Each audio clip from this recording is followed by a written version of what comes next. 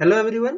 Today we will going to discuss our lecture 3 on NTA JNU PhD 2020 Environmental Science exam. Okay. So exam जो कि आप जानते हो कि बहुत करीब है, एग्ज़ाम इज़ वेरी नियर, तो हम सबको मैक्सिमम क्वेश्चन प्रैक्टिस करना चाहिए। ठीक है, एग्ज़ाम बहुत जल्दी आने वाला है JNU का, और फॉर्म फिलअप्स भी स्टार्ट हो चुके हैं, तो आई होप कि बच्चे रेडी होंगे एग्ज़ाम्स देने के लिए। तो ये जो लेक्चर सीरीज़ आज हम जानने वाले हैं, इसमें हम कुछ और क्वेश्चंस करेंगे और उससे रिलेटेड जो सॉल्यूशंस है उस पे हम थोड़ा जोर डालेंगे। ठीक है, तो बेसिकली आप समझो कि क्या क्वेश्चन में आता है और किस तरीके से उसको अटेम्प्ट करना होता है और कितना साइंस आपको जानना होता है जेएनयू एग्जाम्स क्लियर करने के लिए। देखो, जेएनयू में पीएचडी करना itself is a very pride moment for all of you, so try to do this very means thoroughly and very authentically, that how to prepare this kind of exams. Okay, so आज हम JNU PhD का lecture 3 start करने वाले हैं। तो इसमें हम चलते हैं पहला जो क्वेश्चन पढ़ने के लिए। तो पहला क्वेश्चन क्या बोलता है कि discrete sample is collected at a specific location in a particular time is called as। Okay, so यहाँ पे चार ऑप्शन दे रखे हैं: composite, random, stratigraphy and forogram. ठीक है, तो यहाँ पे बोला है एक तो डिस्क्रीट सैंपल। ठीक है, कंटिन्यूस है नहीं, ऐसे ऐसे होंगे सैंपल। ठीक है, दूर दूर बैठे होंगे। सबसे पहली बात ये।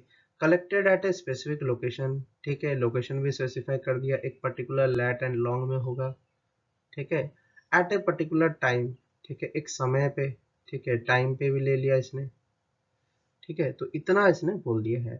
तो इसका जो आंसर होगा ऑब्वियसली वो ग्रैब सैंपल होगा, क्योंकि डिस्क्रीट सैंपल है। डिस्क्रीट सैंपल मतलब इंडिविजुअल सैंपल कंसिडर कर रहे हो, individually you are considering individual samples. जहां पे आप इंडिविजुअल सैंपल्स को कंसिडर करते हो, if you are considering individual samples, one by one samples, then it is called as grab samples. अब जस्ट उठा रहे हो वहां से और उसको एनालिसिस करोगे। But we should know what are the other terms related to sampling, and what are these four terms tells you about the sampling। ठीक है, तो sampling is basically what sampling usually gives an idea relative to the analysis even though critical। ठीक है, analysis करके कोई एक तथ्य निकालता है। सैम्पलिंग जो होता है वो एनालिसिस करवा के कोई एक तथ्य निकालता है। some kind of knowledge it will give, and it will become a basic data sets that will help to analyze something। okay, तो यहाँ पे जो सैम्पलिंग में लार्जेस्ट एरर जो प्रोड्यूस होता है, largest error in results from the sampling occurs due to तीन तरीके से। एक तो होता है रॉन्ग टाइमिंग सैम्पलिंग का।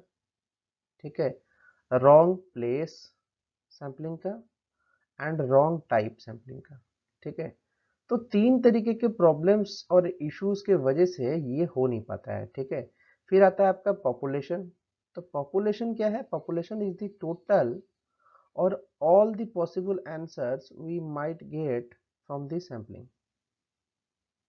ठीक है, पॉपुलेशन एक तरीके का डाटा सेट्स या एक तरीके का तुम कंसिडर कर रहे हो सैंपल्स जो कि सारे आंसर्स को बता सकेगा। ठीक है, तो possibly all, because when you are doing a research we are solving a problem। ठीक है, so if we are solving a problem related to something, so what you will do, you will do that sampling जो है population का वो possible answers बता सके। ठीक है, then it is say that we can't count the whole population. ठीक है, हम सारे पॉपुलेशन को काउंट नहीं कर सकते हैं, इसीलिए हमने सैंपल्स बना रखे हैं। ठीक है, फिर आता है क्या? Composite sample. तो कंपोजिट सैंपल दे रखा है, तो what is composite sample? Composite sample is the multiple samples. Okay, देखो मल्टीपल सैंपल्स, बहुत सारे सैंपल्स, बहुत सारे samples, so many samples collected and added together to make a one sample। okay, that is called composite sample। again, there are different types of composite sample, that is time composite, space composite and flow proportion composite। ठीक है, तो ये तीन types हैं फिर आपकी किसके, composite samples के। तो ये भी आपको पता होना चाहिए कि किन 3 टाइप्स के सैंपलिंग को हम कंपोजिट सैंपलिंग बोलते हैं। ओके, सो इतना आपको आइडिया हो जाना चाहिए अगर मैंने कंपोजिट सैंपल की बात की। ठीक है, मल्टीपल सैंपल्स को एक जगह पे कलेक्ट करके उसको एक सैंपल बनाना, उसको हम कंपोजिट सैंपल बोलते हैं। उसमें भी 3 तरीके के होते हैं, time composite, space composite and composite. आया समझ में? फिर आता है क्या, इसका एक एग्जांपल लें अगर हम, suppose we are taking a example. ठीक है, तो 24 आवर कंपोजिट सैंपल्स का मीनिंग क्या है देख लो। ये एक तरीके का टाइम कंपोजिट होगा। It means a combination of individual aliquots, मतलब एक तरीके का sample obtained at a minimum frequency of one aliquot at hourly intervals over a 24 hour periods. ठीक है, मतलब एक आवर में कलेक्ट किया हुआ इंटरवल्स को क्या है, उसको हम 24 आवर्स का सैंपल की तरह रिप्रेजेंट कर सकते हैं। ठीक है, minimum frequency of one aliquot at hourly intervals over a 24 period of time. ठीक है, कॉम्बिनेशन ऑफ इंडिविजुअल एलिकोट्स। ठीक है, इसका मतलब क्या है कि हर एक घंटे में जो सैंपलिंग आपने कलेक्ट की है उसका कॉम्बिनेशन अगर मैं बोलूं तो that will be 24 hour composite sample. ठीक है, तो फिर क्या होता है कि composite sample size and retesting of select individual samples composites the ranges of space. ठीक है, तो स्पेस कंपोजिट मतलब क्या है कि कंपोजिट जो है इंडिविजुअल सैंपल्स को जब आप सिलेक्ट करते हो तो वो एक स्पेसिफिक रेंज में सिलेक्ट करते हो। तो वहां पे भी ये पता होना चाहिए कि कंपोजिट सैंपल्स जो होता है वो स्पेसिफिक रेंज में सेलेक्ट किया जाता है। फिर आता है तुम्हारा फ्लो प्रोपोर्शनल कंपोजिट सैंपल। ठीक है, can be collected using one or two method. देखो दो तरीके से कलेक्ट किया जा सकता है। One method is consisting of collecting a constant sample volume at a varying interval. Suppose करो कि आपने एक मशीन लगा दिया है, you have fitted a machine near a river। ठीक है, it is collecting water continuously in every second। ठीक है, एंड एवरी टाइम। ठीक है, तो constant sample volume at different time में कलेक्ट हो रहा है, तो उससे क्या होगा, proportion of waste water flow हमको पता चल जाएगा। For other method sample is collected by varying the volume of each individual elected proportional to the flow. अगर बात करें कि फिर अलग अलग टाइम में अलग अलग वॉल्यूम ले रहा है, सपोज फर्स्ट टाइम में 2 ml लिया, सेकेंड टाइम में 4 ml लिया, तो इस तरीके से अगर कर रहा है तो while maintaining the constant time interval, मतलब यहाँ पे टाइम इंटरवल कांस्टेंट कर दिया between the aliquots, then it is also a flow proportional composite. तो दो तरीके का चीजें होता है फ्लो प्रोपोर्शनल कंपोजिट में। एक तो आप सैंपल का वॉल्यूम जो है उसको कांस्टेंट रखते हो और टाइम को चेंज करते हो। ठीक है, और दूसरे टाइम क्या करते हो, आप टाइम को कांस्टेंट रखते हो और वॉल्यूम को चेंज करते हुए जाते हो। ठीक है, अलग अलग इंटरवल ऑफ टाइम में आप वॉल्यूम्स को इंक्रीज करते हो। ठीक है, तो इस तरीके की सैंपलिंग जब होती है तो उसमें हम फ्लो प्रोपोर्शनल कंपोजिट सैंपल बोलते हैं। तो फिर क्या होता है कि फ्लो प्रोपोर्शनल सैंपल्स जो होता है can be collected directly with automatic samples. जैसे बोला मैंने, सैंपलर आपने ऑटोमेटिक लगा दिया है, वो वेस्ट वाटर को कलेक्ट करते हुए जा रहा है। That is connected to compatible flow measuring device. An automatic sampler can also be used to collect the discrete sample size। ठीक है, तो ऑटो सैंपलर डिस्क्रीट सैंपल्स भी कलेक्ट करता है, फ्लो प्रोपोर्शनल सैंपल्स भी कलेक्ट करता है। ओके, इतना क्लियर है। अब आगे चलते हैं रैंडम सैंपलिंग की तरफ। तो random sampling is very easy. देखो बहुत सारे लोग हैं यहाँ पे। ठीक है, यहाँ पे बहुत सारे लोग हैं, लेकिन ये इन्होंने ये 3 महिलाओं को चूज किया है। This is a group of womens. ठीक है, and randomly 3 women were selected। So random sampling is a part of a sampling technique in which each sample has an equal probability of being chosen। मतलब इनमें से आप जब भी selection करते हो तो आपकी प्रोबेबिलिटी क्या होती है, सभी सैंपल में सभी जो इंडिविजुअल हैं उनमें से हर किसी की प्रोबेबिलिटी होती है कि वो सिलेक्ट हो सकता है। मतलब सिलेक्शन नॉन बायस्ड होता है कि पहले से पता नहीं होता है, फिर भी उन लोग को सिलेक्ट किया जाता है। ठीक है, तो इंडिविजुअल सैंपल्स में क्या, ये रैंडम सैंपलिंग में क्या होता है कि हर इंडिविजुअल का अपना प्रोबेबिलिटी होता है कि वो चूज हो सकता है for a particular type of sampling procedure. Okay, फिर आता है स्ट्रैटिग्राफिक सैंपल। तो स्ट्रैटिग्राफिक सैंपल में क्या होता है, the method works by collecting oriented samples at a measure interval through a section. ये जैसे क्रॉस सेक्शन है, ये एक तरीका का क्रॉस सेक्शन है मिट्टी का, और इसमें हमने अलग अलग टाइप ऑफ क्या सॉइल्स उसका वो निकाला है, क्या सॉइल का मॉर्फोलॉजी निकाल के दिखा रहे हैं कि इसमें क्या मौजूद है, ठीक है। The samples are analysed to determine the detrital remnant, ठीक है, डेट्रीटल रेमनेंट दिखा रहा है, मतलब जो बहुत दिन से डेट्रीट होके रहा है रेमनेंट, उस चीज को शो कर रहा है कौन, stratigraphic sampling, okay. Then it comes grab sampling, ठीक है। तो ग्रैब सैंपलिंग क्या बताता है, एक grab sample is an any individual sample collected without composting or adding the other samples, ठीक है। यहाँ पे कंपोस्टिंग नहीं होता है, ग्रैब सैंपल सिर्फ आप क्या कर रहे हो, फ्रेश सैंपल उठा रहे हो कहीं से, जैसे कि पानी हुआ, उठा लिया, ठीक है, तो ग्रैब सैंपलिंग हुआ, कहीं से भी उठा लिया और एडिंग ए सैंपल, ठीक है। कंपोस्टिंग नहीं होना चाहिए, सड़ना नहीं चाहिए, ठीक है। और विदाउट एडिंग एक्स्ट्रा सैंपल्स, मतलब उसमें एक्स्ट्रा कोई दूसरा जगह से सैंपल मत ऐड करना, ठीक है। आप बस पानी को उठा रहे हो, ग्रैब कर रहे हो एक पर्टिकुलर पोजीशन से, ठीक है, उसमें और कोई इंप्योरिटीज नहीं होना चाहिए, that can give U A grab sampling method, this is a graph sampling method, ठीक है। तो यहाँ तक हमने सैंपलिंग के बहुत सारे पॉइंट्स देखे, ठीक है। तो इसी तरीके से बहुत सारी सैंपलिंग होती है, मैंने 4 सैंपलिंग के बारे में आपको बताया है। If you will take the master classes, so in the master classes or booster shorts classes we will take all the samples at a one go, okay। so इतना आपको समझ में आ गया होगा। आगे चलते हैं, तो आगे चलते हैं, जब वो बोलता है कि क्या, ये बोलता है आपका कि which of the mineral alteration takes place due to hydrolysis, ठीक है। तो इसका सीधा सीधा जो आंसर होगा वो होगा फेल्डस्पार टू क्ले, ठीक है। फेल्डस्पार ही है जो कि पानी के साथ टूट के क्ले मिनरल्स का फॉर्मेशन करता है, ओके। इतना तो आपको समझ में आ रहा है, but before we are going to read this thing, hydrolysis process जो होता है वो एक टाइप ऑफ केमिकल रिएक्शन होता है। तो हमको सबसे पहले जानने की क्या जरूरत है, केमिकल रिएक्शंस के बारे में। तो केमिकल रिएक्शंस के बारे में अगर हम जाने, तो बोलता है कि type of chemical weathering reactions क्या क्या हैं, वो उसको पढ़ लेते हैं। तो सबसे पहले आता है डिसोल्यूशन, ठीक है। So dissolution reactions produces ions but no minerals and are reversible if solvent is removed, ठीक है। Dissolution reaction produces ion but no minerals, सिर्फ आयन बनाता है बट मिनरल्स नहीं बनाता है, no minerals, are reversible if the solvent is removed, ठीक है। अगर सॉल्वेंट रिमूव कर दिया गया तो रिवर्सिबल हो जाएगा।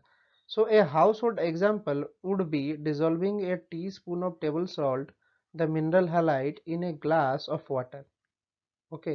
The halite will separate into Na plus and Cl minus. If the water in the glass is allowed to evaporate, there will not be enough water molecules to hold Na plus and Cl ions apart and the ions will come together again to form the halite, ठीक है। देखो, पहली बात तो उसने बताया कि dissolution में क्या होता है, कि डिसोल्यूशन में मिनरल्स का फॉर्मेशन नहीं होता है, ठीक है, ओनली आयंस प्रोड्यूस होगा, ठीक है, आयंस प्रोड्यूस होगा।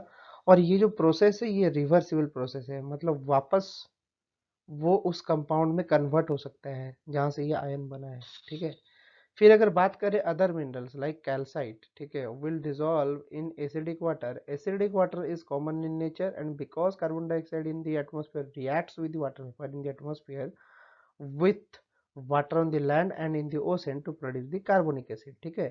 तो calcite to bicarbonate and calcium जो होता है ये तुम्हारा क्या होता है, ये डिसोल्यूशन प्रोसेस की बात कर रहा है। तो ये वाला जो पोर्शन है इसमें आपका ये डिसोल्यूशन होगा, ना कि हाइड्रोलिसिस होगा। तो पहला पॉइंट तो यही कट गया, ये तो होगा ही नहीं, बी ऑप्शन, ठीक है।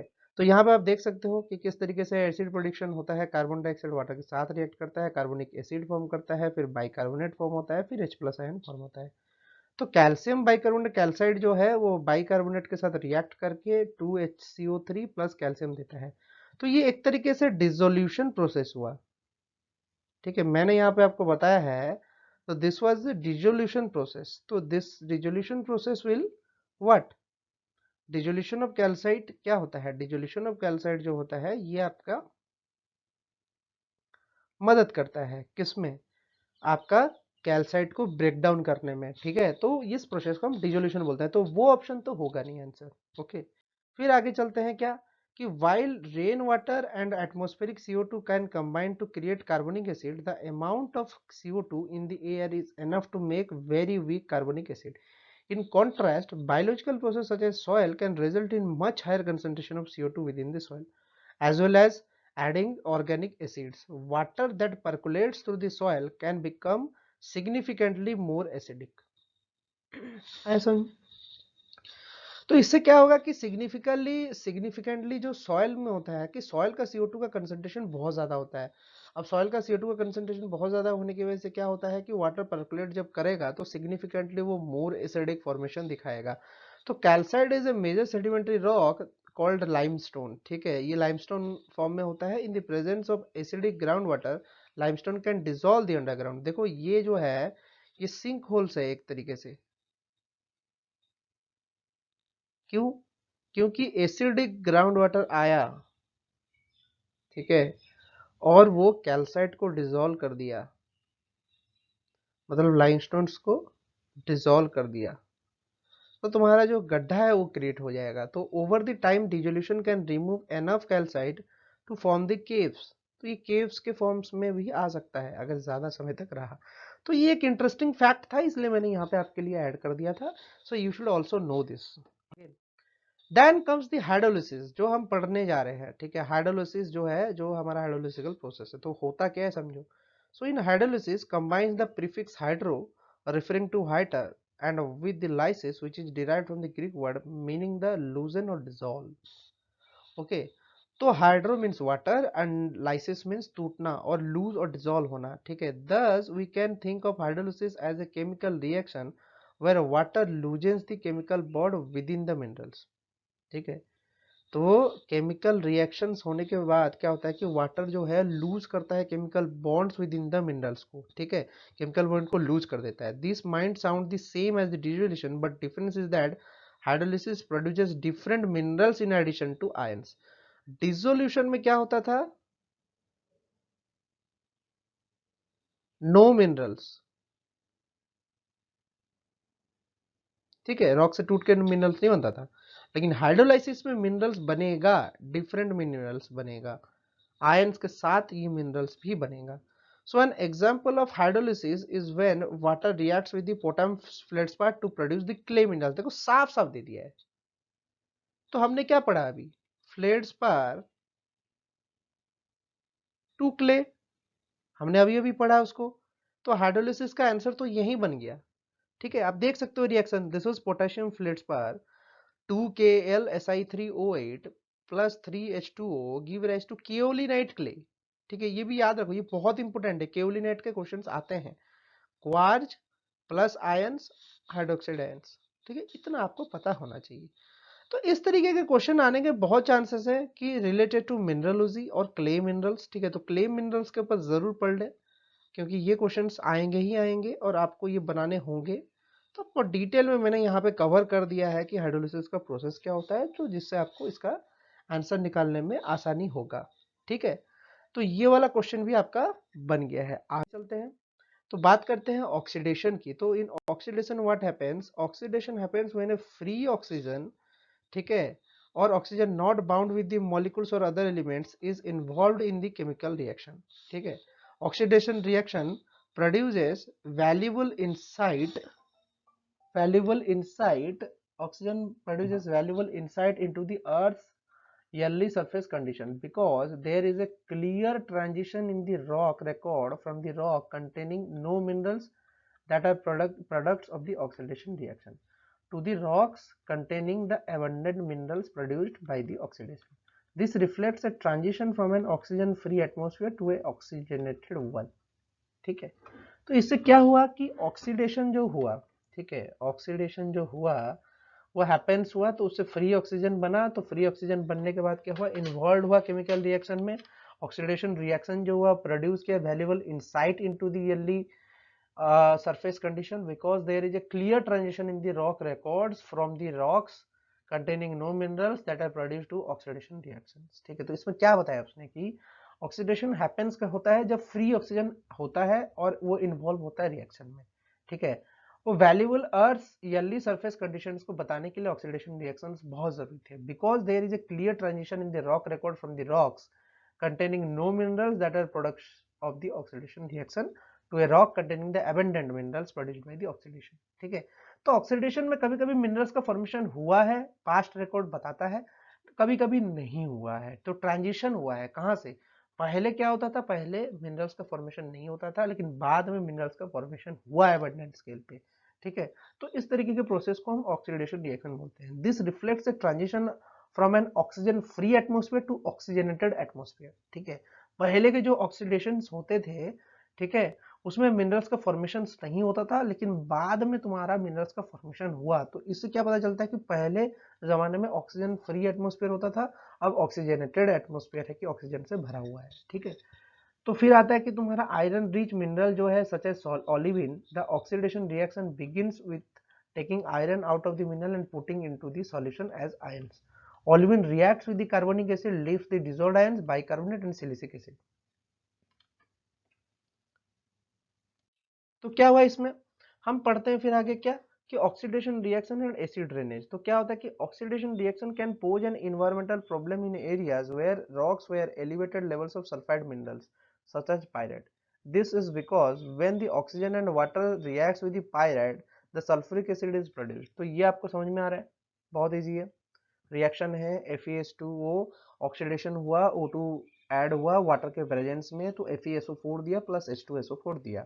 ठीक है, the run of areas where there is a process is taking place is known as acid rock drainage। ठीक है, and even rock is 1 to 2% pyrite can produce significant ARD। तो एसिड रॉक ड्रेनेज को करने के लिए आपका क्या होना चाहिए, प्रेजेंस, पायराइट का प्रेजेंस होना चाहिए। ठीक है, तो pyrite bearing rock and waste material have been mined from the deep underground, then piled and left exposed to the water and oxygen. In this case of problem is refers to as acid mine drainage। ठीक है, तो क्या होता है कि जहां पे mining sites होता है वहां से पायरेट बियरिंग रॉक्स और वेस्ट मटेरियल्स को बाहर फेंक दिया जाता है, जो कि धीरे धीरे धीरे धीरे पाइल हो जाता है। पाइल मतलब एक के ऊपर चढ़ चढ़ के वो एक बहुत सारा कचड़े का टुकड़ा बन जाता है। ठीक है, जिसके वजह से क्या होता है कि फिर जब पानी गिरता है उसमें तो एसिडिक फॉर्म में माइन करता है तुम्हारे वाटर को। आया समझ में?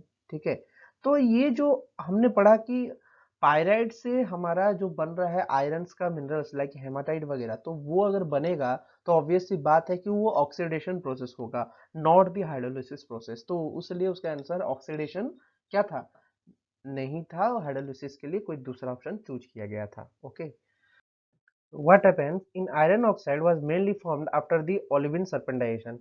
Pyroxene minerals gained some irons from the olivine during the serpentinization, possible decreasing iron oxide production. Release of aluminium and silica from the pyroxene minerals greatly control the iron oxide production।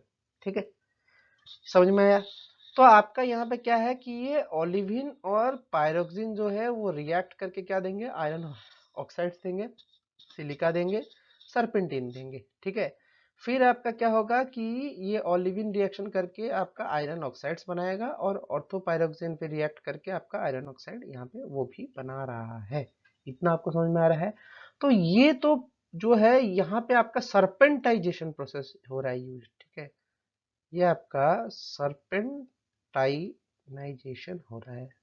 ठीक है, not the hydrolysis process. यहाँ पे hydrolysis process नहीं हो रहा है, यहाँ पे वाटर का कोई रिएक्शन नहीं है। वाटर आएगा रिएक्ट करके तोड़ेगा तभी वो हाइड्रोलिसिस कहलाएगा। ठीक है, तो इतना आपको समझ में आया। तो आई होप कि आपको एक केमिकल रिएक्शंस का मैंने आपको एक ब्रीफ आइडिया दिया है, केमिकल वेदरिंग के बारे में समझाया है। ठीक है, और स्टार्टिंग के कुछ फेजेस में मैंने आपको सैंपल्स के बारे में बताया। ठीक है, तो इस तरीके से आप थोड़ा दिमाग खोलो। अब आपका समय आ गया है कि आपको दिमाग खोल के और अलग अलग तरीके से समझने की कोशिश करना है किसी भी क्वेश्चंस को। ठीक है, तो एंगल समझो, क्वेश्चंस को सॉल्व करने की कोशिश करो, तभी आपका क्वेश्चन का आंसर बन जाएगा। ठीक है, आई होप कि ये लेक्चर आपको एंजॉय किया होगा और आपने बहुत सारे चीज़ों के कंसेप्ट के बारे में जाना होगा। So all the best for the coming exam and have a nice day.